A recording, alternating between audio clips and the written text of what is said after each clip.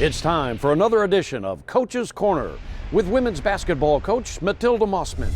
Hello again, everybody, and welcome to Coach's Corner with head coach Matilda Mossman of TU Women's Basketball. I'm Bruce Howard, and we review the week, and certainly your best chance to get a win was the early game, wasn't it, against Houston, and that was just a close one and a tough one.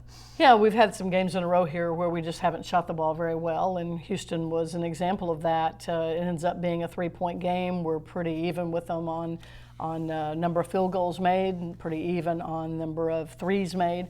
They made 3 more free throws than us, but that really wasn't the difference. It was more about us not being able to make shots. And some of it we hurried a little bit, and other times we had wide open looks and the ball just wouldn't go down. So, that's unfortunate because Houston's a team that we lost to by 5 down there.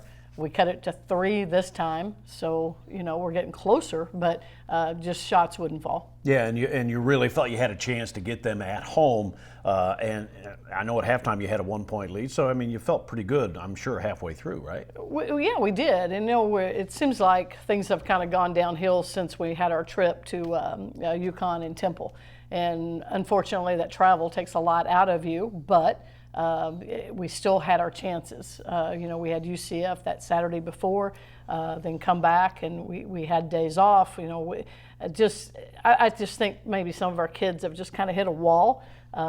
Shots are hitting the front of the rim, and just not enough legs, I guess, to get the ball over the hoop or get it over the rim. So it's been disappointing. But our players have stayed resilient. They've kept their heads up. They've come to practice every day and worked hard.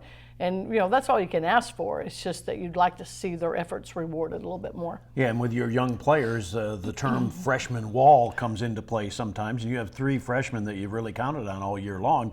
Didn't appear to be the case in the Houston game for Kendra and Elliott, though. She was 18 and 15, right? Yeah, when we got her touches, she did fine. But it's not just our freshmen, though. It's everybody across the board, struggling to make shots. We've defended pretty well. We held Houston to 65. So, that part's not bad. It's just offensive woes on our side. Yeah, and you out-rebound Houston. So, that's always a good thing. Yeah, we don't out-rebound people very often. So, yeah, but, the difference there, too, is they're making shots and there are not a lot of rebounds to come back to them.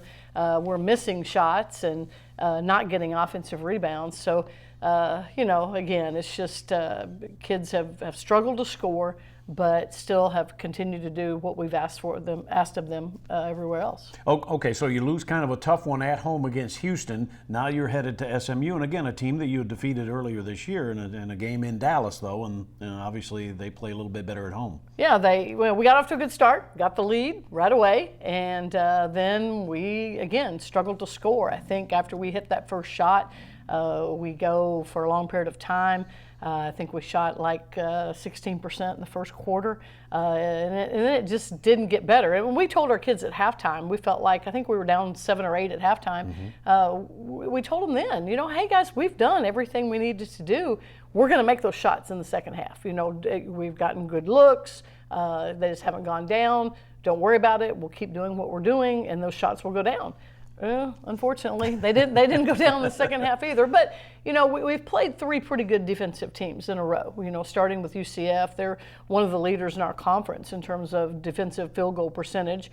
Then Houston is a really good defensive team. And then SMU has held teams all year long to a low number of points. SMU hasn't scored a lot, but they've held teams to a low number of points. So, even against SMU, we held them to 60-something, and we just couldn't get enough points on the board. So we've played good defensive teams and just haven't been able to manufacture enough offense to beat them. Yeah, and you go into the fourth quarter at least with a fighting chance against SMU, and then you go 3 for 17, and you just can't win. No. Going 3 for 17 in the fourth, right? It's kind of, each quarter was kind of the same. You hit 2 or 3 baskets here and 2 or 3 here, and in the meantime, you're doing a good defensive job on them, even with all their size. They're starting 6'5" and 6'3", and they bring a 6'4" girl off the bench and a 6'2" girl off the bench. even with that size, we knew we weren't getting a lot of scoring from our bigs in that game. I don't think Kendrian scored at all. And then Tajay didn't score. So we didn't think, they're just so big inside, we weren't going to be able to get that. But we wanted to get post touches, and we wanted to get the ball kicked back out to our shooters. And we did that. We got post touches. Kendrian and Tajay, they both had lots of touches, and they kicked it back out to shooters, and then the ball just wouldn't go down. No, well, you attempt 27 three-pointers in the game, which is probably a little high for you, but you only make 4 of them. So if you make 14 of 27, that's a whole different ball game, isn't it? It is, and again, with young players, it's hard to get them to buy into your three-point shots aren't falling. So you need to find another way to go score. You got to go attack. You got to get to the free throw line. And we did it a little bit, but obviously not enough. That's way too many threes to be shooting, especially when you're not shooting them very well. And nobody in double figures for the Golden Hurricane in the game. You mentioned Kendra, and she participated in the rebounding end anyway with 8 rebounds for you then. Yeah, I think Kendrian's led us in rebounding 16, 18 times this year, and so that's something you can count on with her. And even though you're not scoring, you got to find other ways to help your team, and that's what she does, certainly. I think Erica was our leading scorer in that game with 8 points. And Erica didn't shoot the ball very well either. Everybody in our team shot poorly. I think we had 2 people that maybe went 1 for 2. And after that, it was 2 for 10, 2 for 8, 1 for 7. It was just a bad night. And kind of, unfortunately, 3 games in a row where we shot poorly. Yeah, 24% in the game against SMU. So Tulsa has their final home game coming up this week, and we'll talk about that in a moment as we continue on Coach's Corner with head coach Matilda Mossman. We are American. We are the spark that ignites, dazzling, brilliant, intense.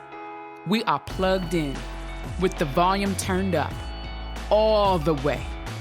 Because on this court, on any given night, the energy of 5 becomes the power of 1. That's power. We are power. We're back on Coach's Corner with head coach Matilda Mossman. And Coach, you finish out the regular season with a home game against USF, and then you're on the road to finish things out at Cincinnati. First of all, senior day, USF Saturday, 2 o'clock, be there. Yeah, it'll be a great way to send Jessica Planganis and Ashley Hughes out as they finish their career. We're really going to miss their leadership and their work ethic every day and what they brought to our team. So certainly we'd hope people would come out and watch that. And then we go to Cincinnati for the 3rd year in a row. We finish our season at Cincinnati.